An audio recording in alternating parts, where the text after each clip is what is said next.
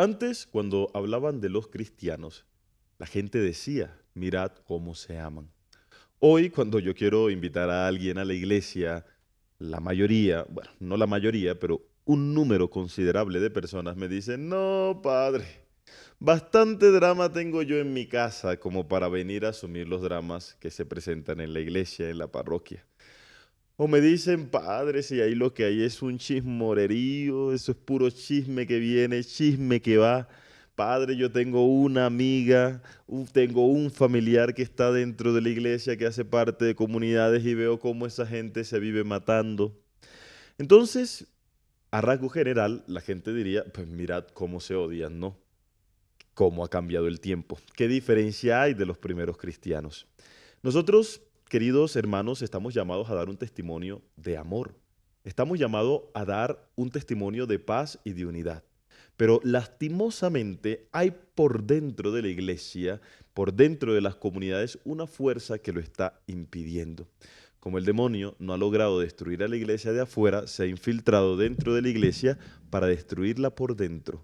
Y aun cuando ya sabemos cómo va a terminar todo esto, en fracaso, porque así terminan todas las cosas del demonio, esto no deja de preocuparnos y no debe dejar de preocuparnos como iglesia. Por eso yo quiero que en este episodio de podcast nosotros descubramos cuáles son esas causas que dividen la comunidad, cuáles son esas manifestaciones o formas que utiliza el demonio para atacarnos por dentro.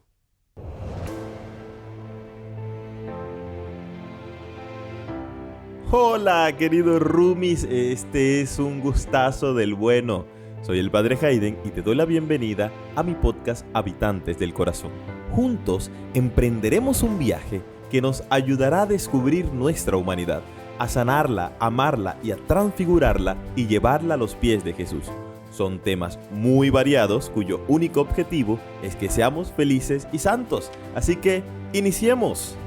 Hola, queridos roomies, les doy la bienvenida a este tu podcast favorito, Habitantes del Corazón, un podcast donde nos podemos encontrar con Dios, donde queremos crecer como iglesia.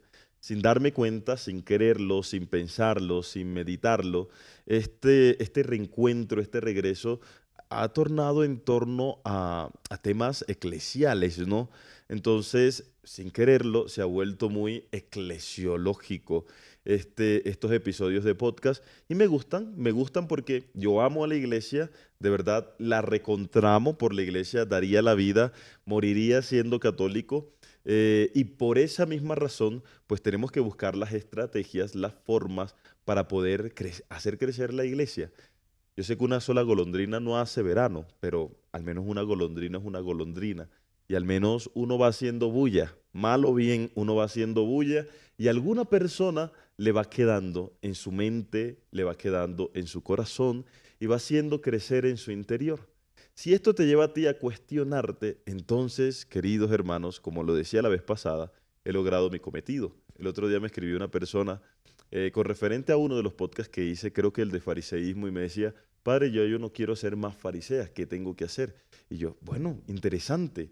Yo no tengo la última palabra, yo no lo sé todo, lo decía la vez pasada, puedo equivocarme también, pero el mero hecho de cuestionarnos, identificarnos y decir, hombre, yo tengo algo de fariseo, porque es que en el fondo todos tenemos algo de fariseo.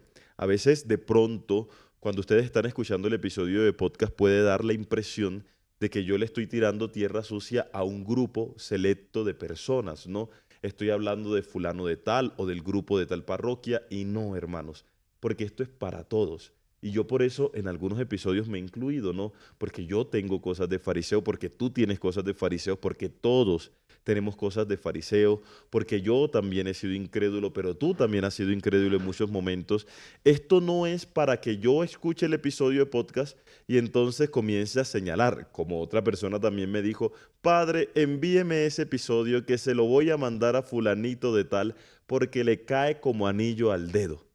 ¿Y quién eres tú para juzgar que un episodio le cae como anillo al dedo a otra persona?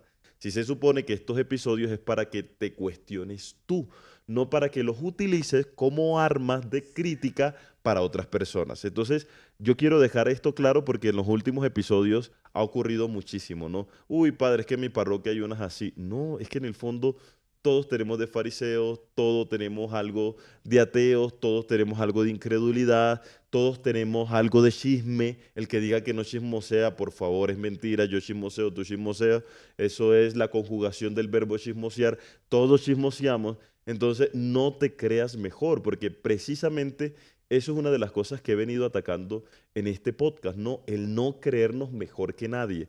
Que yo lo esté hablando es solamente por temas formativos, pero yo no puedo creerme mejor que nadie porque no lo soy. Porque incluso si yo me pusiera solamente aquí a atacar a los fariseos, en el fondo yo también me estuviera creyendo más que esos fariseos. Entonces estaría cometiendo el mismo problema, estaría cayendo en el mismo error. Entonces eso no lo podemos permitir. Recuerda, si le vas a enviar este episodio a otra persona que sea para crecer juntos en la fe, para cuestionarse y hacer un llamado a una conversión mutua, pero no que sea como un arma de doble filo para atacar a un hermano. Eso no. Entonces, les decía al principio en la intro que hay temas, hay cosas, hay elementos que están dañando a la comunidad por dentro. Y esto me hacía pensar, queridos hermanos, yo tal vez utilizo mucho este ejemplo porque de verdad me llama profundamente la atención. Y es el testimonio de vida de Mahatma Gandhi. Yo creo que todos nosotros lo conocemos. En algún momento debimos haber escuchado hablar de él porque fue uno de los grandes hombres del siglo XX, fue uno de los grandes hombres como, por ejemplo, la Madre Teresa de Calcuta, como por ejemplo San Juan Pablo II.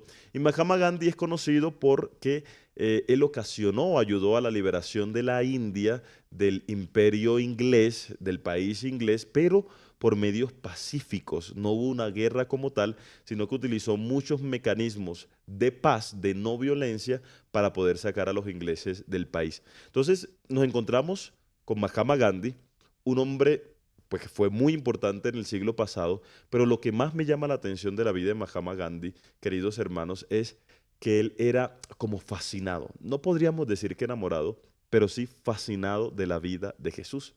Y no solamente de la vida de Jesús, Mahatma Gandhi también leía mucho el Evangelio y especialmente las bienaventuranzas. Y las leía porque él sentía y veía en las bienaventuranzas este tema de amor al prójimo, el del amor al enemigo, el tema de la no violencia. O sea, él buscaba y veía también en las bienaventuranzas eso, buscaba la justicia, cumplir la justicia, pero sin odiar y sin el deseo de venganza. Y las bienaventuranzas se acoplaban perfectamente para eso. Entonces uno dice, si Mahatma Gandhi era fascinado de Jesús, leyó el Evangelio, también conoció el tema de las bienaventuranzas y le fascinaba, ¿por qué Mahatma Gandhi no se convirtió? Una pregunta muy interesante. Y aquí está la respuesta, porque es que resulta y pasa que el imperio que los tenía a ellos en la esclavitud prácticamente y en la pobreza prácticamente era el imperio inglés, era el reino inglés. Y resulta y pasa que el reino inglés es un reino cristiano, que incluso también el rey es la cabeza de la iglesia de Inglaterra, de la iglesia anglicana. Entonces él como que comparaba y decía, pero ven acá, ellos me están hablando de Biblia, ellos me están hablando de Dios, pero su comportamiento es errático, su comportamiento es completamente contrario a lo que hablan en la Biblia de ellos, en las escrituras de ellos. Tanto que a Mahatma Gandhi acuñó una frase muy interesante que dice, a mí me gusta tu Cristo, pero no me gustan tus cristianos porque no se parecen a tu Cristo. Entonces, claro, esto le ocasionó un escándalo a él, porque él veía a Cristo, veía el ejemplo de amor, el ejemplo de no violencia, lo que decíamos ahorita, el ejemplo de la caridad, el ejemplo de acoger al otro, el ejemplo de perdón, pero cuando uno ve a los cristianos uno dice, espérate, aquí pasó algo, aquí hay algo totalmente contrario. Porque estos cristianos no se parecen a ese Cristo en el cual creen. Pero estos cristianos tampoco entonces viven las escrituras que se suponen que es el fundamento de su fe y que estarían dispuestos a dar su vida por ellas. Hay como una incongruencia entre la persona que seguimos, las escrituras que también inspiró y la forma de vida como llevamos nosotros los cristianos en nuestra vida cotidiana. Y hay una frase que lo han escuchado varias veces que yo le he dicho, que dice que nuestra vida es la única Biblia que van a leer muchas personas. O sea, muchas personas van a estar leyendo tu vida y comparándolo con la Biblia. Y entonces dirán, ¿para qué leerme la Biblia si ya con esto es suficiente? Si ven nuestra vida y entonces dicen, con esto es suficiente. Entonces, esto fue lo que ocasionó que, hombre, Mahatma Gandhi no se convirtiera. Imagínate, otro de los grandes hombres del siglo XX que también hubiese sido un gran hermano católico, pero nuestro testimonio no colaboró y no ayudó a esa conversión. Pero de todo esto, queridos Rumis, hay algo que también debo afirmar. Miren, yo sé que la iglesia no será destruida por ningún elemento externo a ella. Yo tengo esa seguridad. Ninguna política, ningún político podrá destruir la iglesia. No lo destruyó el comunismo, que metió a tantos sacerdotes, a tantos cristianos, a tantos católicos en los campos de concentración que también hicieron los comunistas. No lo van a destruir otras religiones, no. La iglesia no será destruida por el Islam, aun cuando en muchos países islámicos ellos metan muchas bombas, ellos destruyan templos, ellos se inmolen y maten a muchos cristianos. Por el contrario, el número de cristianos va creciendo cada vez más. No, queridos hermanos, la iglesia no lo van a acabar las iglesias protestantes. Cuando nació la iglesia protestante se dijeron es que por fin se va a acabar la iglesia católica. Yo crecí escuchando cuando estaba en el seminario que pululaban muchos las sectas, las iglesias protestantes y que ese era el fin de la iglesia católica porque mucha gente se estaba yendo a esas iglesias. Y ahora está pasando lo contrario. Mucha gente está volviendo a la iglesia porque han reconocido la verdad, porque cuando uno conoce la palabra de Dios, entonces cuando uno conoce la sana doctrina, uno regresa a esta que es su casa. Si ven, nosotros tenemos una sana doctrina, por eso cuando hablamos, cuando predicamos en las misas, nos dedicamos a enseñar nuestra doctrina. En cambio, ellos sí necesitan de nosotros porque deben tener un enemigo imaginario, ¿no? Ellos pelean solos, nosotros no peleamos con ellos. Usted tiene un amigo imaginario para atacar, porque casi muchos de sus sermones es eso, es atacar a la iglesia y por algo dicen por ahí que nadie le tira piedras a un perro muerto. Si nosotros no tuviéramos importancia, no se meterían con nosotros. Tanto se meten con nosotros que ahí podemos comprender que somos muy importantes para ellos, aun cuando no lo quieran aceptar. Entonces, no, la iglesia no la van a acabar las iglesias protestantes, la iglesia por el contrario ha ido creciendo en número, la iglesia no la van a acabar las ideologías, no lo van a acabar el feminismo, por más que intenten quemar templos, no lo va a acabar la ideología de género, no, la iglesia no va a ser acabada por eso. La iglesia ni siquiera fue acabada por el racionalismo, ahora sí el racionalismo está por encima de la fe. No, por el contrario, nosotros sabemos adaptarnos por el tiempo. Por eso hemos existido durante 21 siglos, ¿verdad? Y entonces utilizamos también la razón para llegar también a los mecanismos, a los principios de la fe. Miren, la iglesia no la acabó Napoleón. ¿Y por qué digo que Napoleón? Porque imagínense que él, que tanto persiguió a la iglesia, incluso encarceló a un papa, alguna vez hablando con un cardenal, le dijo al cardenal, yo voy a destruir la iglesia. Y entonces este cardenal le ha respondido de una manera muy curiosa. El cardenal le dijo, ay, por favor, si nosotros en 1800 años, cuando habla de nosotros habla de los obispos, de los cardenales, de los cristianos, si nosotros no hemos destruido la iglesia, créame que usted tampoco lo va a hacer. Entonces, esto primero confirma lo que estoy diciendo de que nada externo, ningún elemento externo va a destruir la iglesia. Pero entonces, si la iglesia se llega a destruir, que eso no va a pasar. Y no va a pasar, ¿por qué? Porque las mismas escrituras nos dicen que llegará el momento de la parucía, que llegará el momento de la segunda venida de Cristo y donde la iglesia se convertirá, esta Jerusalén terrena se convertirá en una Jerusalén celeste. Pero si pasara, si la iglesia se llegara a destruir, no sería por nada externo, sería por algo interno. Desde hace un tiempo para acá, el demonio se dio cuenta, lo que decía al principio, de que él no podía destruir la iglesia por fuera. Entonces comenzó a infiltrarse dentro de la iglesia para lograr destruirla por dentro.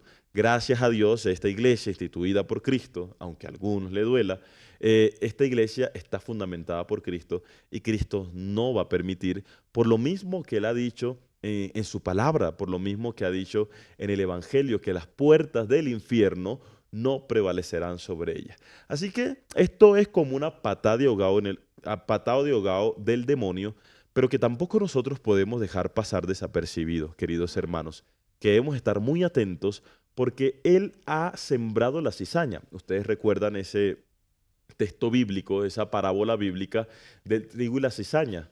Al final el trigo y la cizaña crecen juntos, pero es al final en la siega donde se separará una de otra. Así que también en la iglesia el demonio ha sembrado su cizaña en medio de la noche, cuando nadie se ha dado cuenta, y esa cizaña crece con el trigo. Esa cizaña son muchos cristianos dentro de la iglesia, pero también esa cizaña está dentro de nuestro corazón. Así que no mires a otro cristiano, porque tú también haces parte de esa cizaña.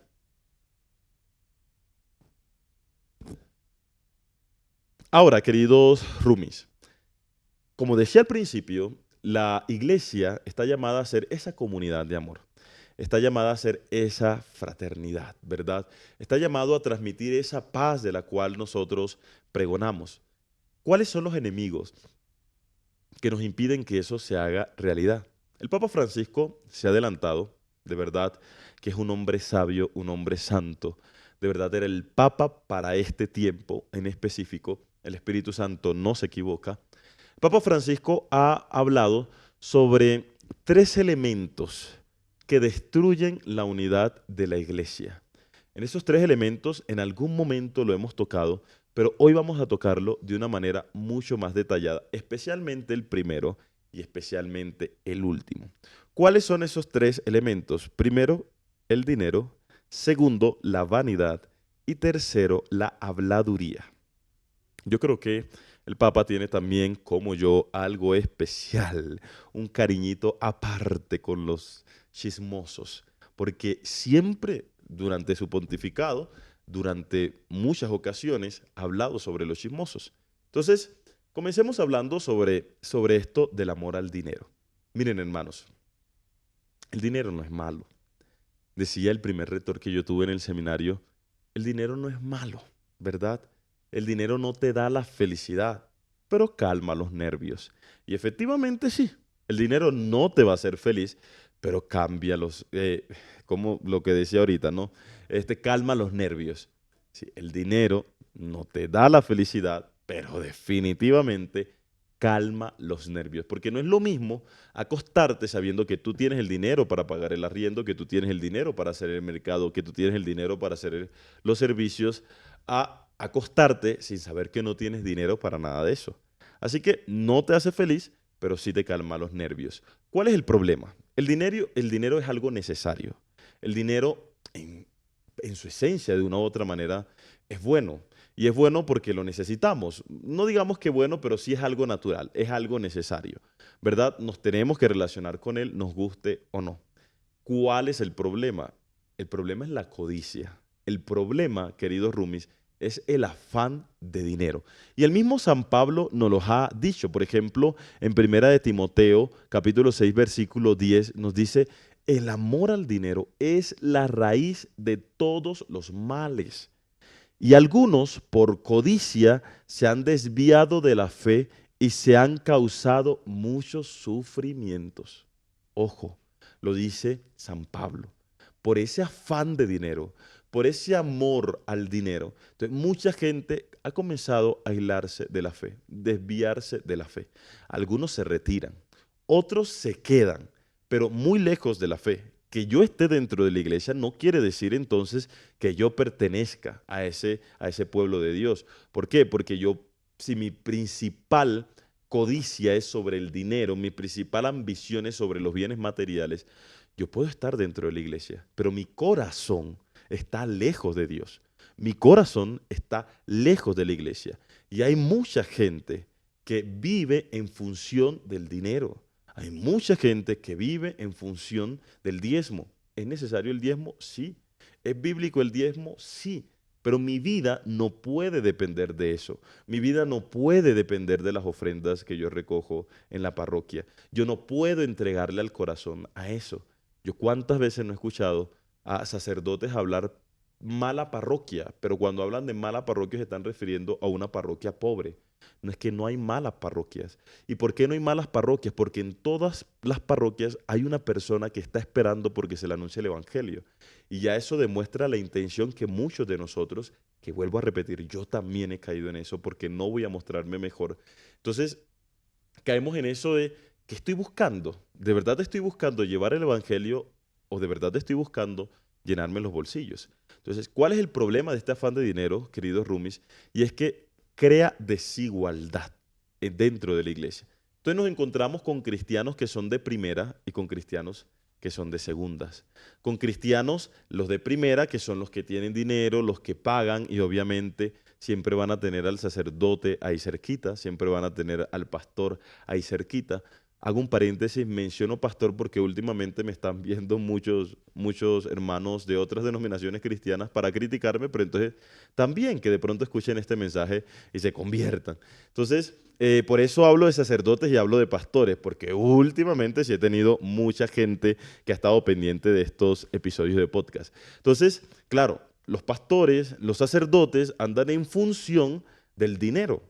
Y obviamente, si yo estoy en función del dinero, ¿a quién le voy a prestar más atención? ¿A quién voy a contestar la llamada más rápido? ¿A quién voy a ir corriendo cuando esa persona me llama? No va a ser al hermano pobre, no va a ser al hermano necesitado, siempre va a ser al hermano que de una u otra manera está comprando a ese sacerdote, está comprando a ese pastor o cree él que está comprando la gracia. Entonces uno se da cuenta que el sacerdote va y come mucho y comparte con personas muy pudientes, pero las personas pobres ni las determina ni las visita. Entonces, eso va creando dentro de la comunidad desigualdades. Y donde hay desigualdades, queridos roomies, también hay envidias. ¿Por qué? Porque yo voy a desear tener lo que la otra persona tiene, porque yo voy a desear, incluso se reviste de buenas intenciones, querer colaborar como la otra persona colabore, pero yo no tengo el dinero. Y el sacerdote entonces se dedica a pedir, a pedir y a pedir.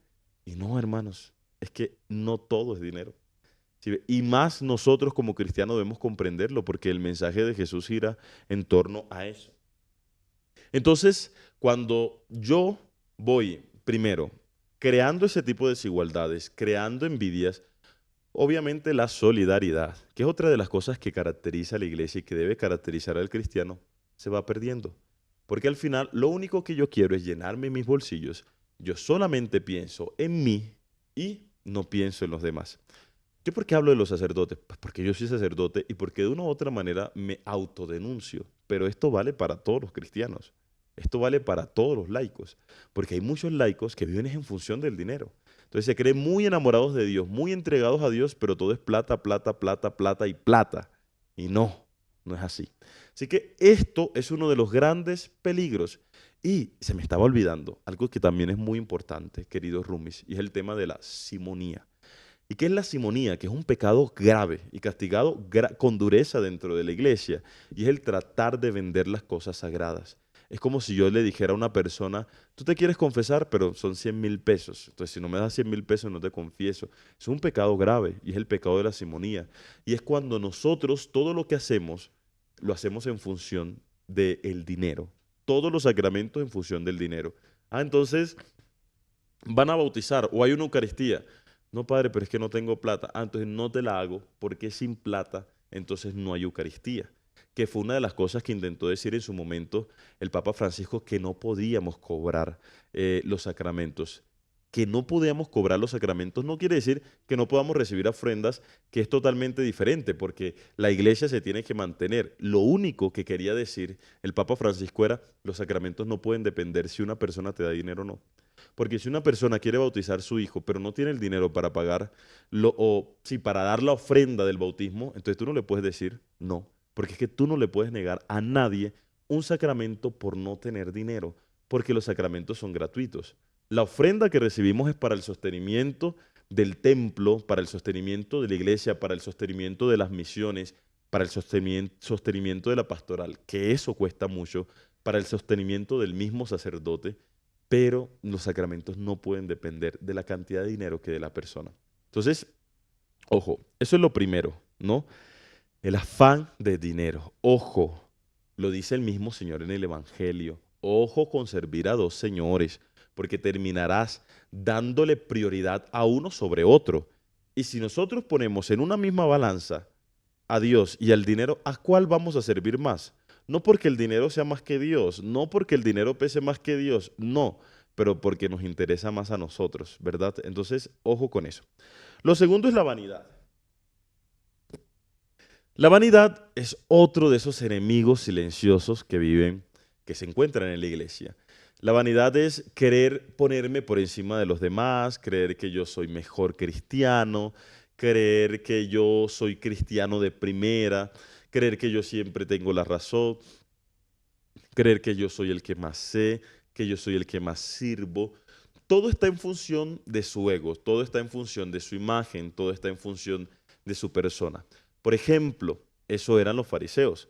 Los fariseos eran los que se creían mejor, hasta tal punto de que uno en una oración logra decir gracias, Señor, porque no soy como ese publicano. Y lastimosamente, muchas de nuestras oraciones giran en torno a eso. Gracias, Señor, porque yo no soy como fulano de tal, ¿verdad? Porque nos creemos mejores. Y en el episodio antes pasado, yo hablaba de este tema precisamente del fariseísmo contemporáneo y lo dañino que es para la iglesia. Así que no quiero ahondar en este inciso, sino que quiero invitarte a que vayas al episodio antes pasado y puedas escucharlo completo, donde yo hablo del peligro del fariseísmo contemporáneo que está muy presente en nuestra iglesia y está muy presente en todas las iglesias cristianas, llámese católicas, llámese pentecostales, llámese anglicano, en todas. Entonces, ve allá, escúchalo y después me dices y me comentas. Y tercero, queridos hermanos, que es el que digo yo, que me causan una rasquiñita especial, que me caen como una patada en el estómago, porque de verdad tengo que reconocerlo, me caen como una patada en el estómago, están los chismosos. La habladuría es ese tercer enemigo silencioso.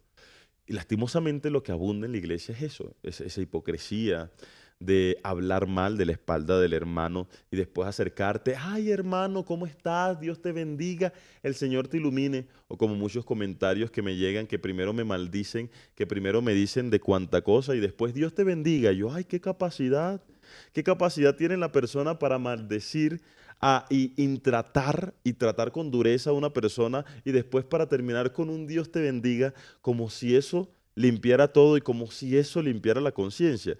Bueno, yo creo que sí limpian la conciencia y por eso tienen una conciencia laxa para poder maldecir por una parte y después bendecir como si nada hubiese pasado.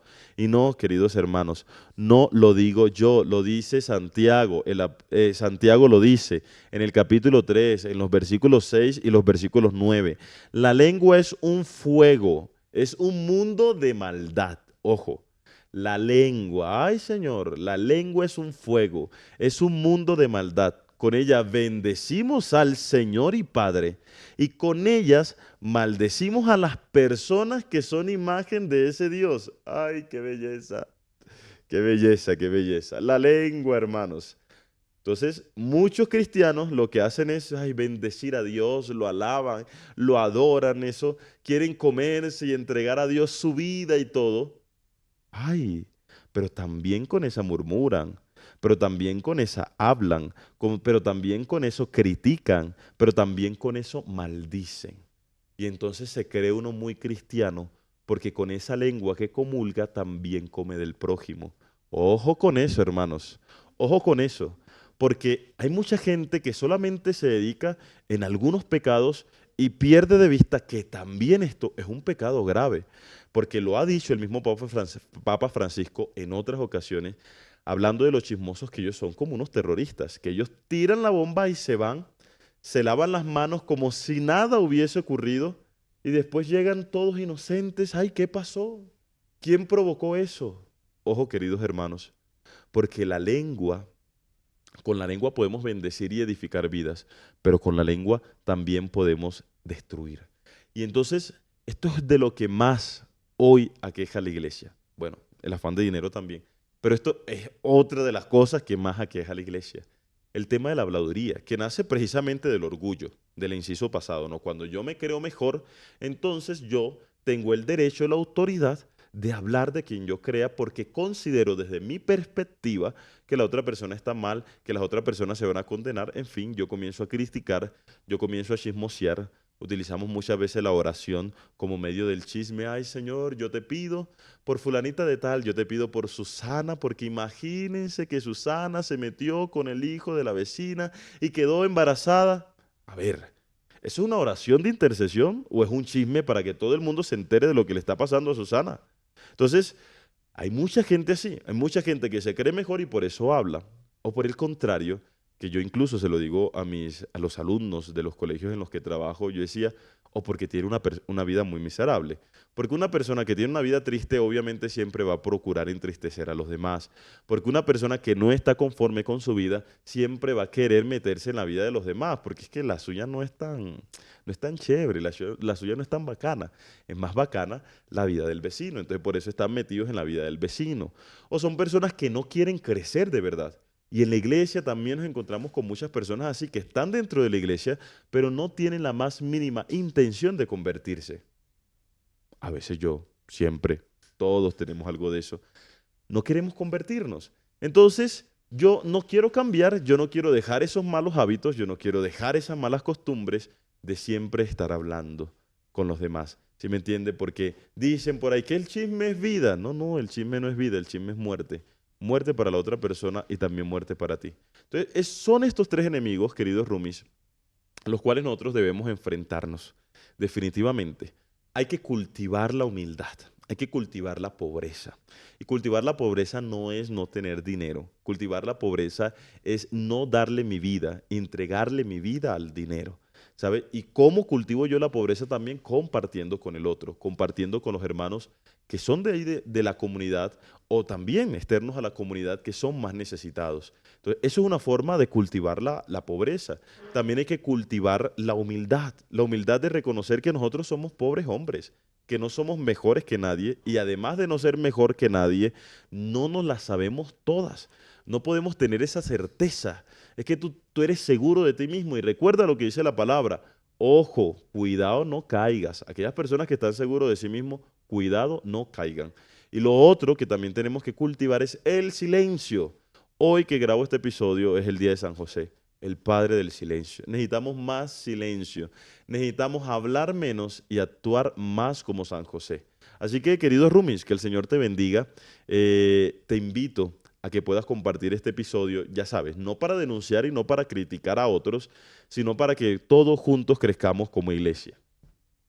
Y te voy a invitar a que ahí en los comentarios digas cuáles de estos síntomas o de estos enemigos están más inmersos dentro de la realidad parroquial que tú vives. ¿Cuál crees que es el peor y cómo lo has vivido? O si has tenido una experiencia de este tipo, yo estaré leyendo tus comentarios, siempre y cuando sean buenos. Si no, los descarto, no respondo, ya saben, no pelos con burros, nada de eso. Entonces, no respondo. Ya antes respondía y eso me quitaba la paz y me quitaba la tranquilidad. Pero yo dije, no, mi paz y mi tranquilidad está por encima de corregir a quien no quiere escuchar. Así que yo, suave, relax. Si es para edificar, entonces yo lo leo y te respondo. ¿Oíste? Así que deja tu comentario y bueno, te doy la bendición. Que el Señor te bendiga en el nombre del Padre, del Hijo y del Espíritu Santo y recuerda siempre sonríe porque eso no duele.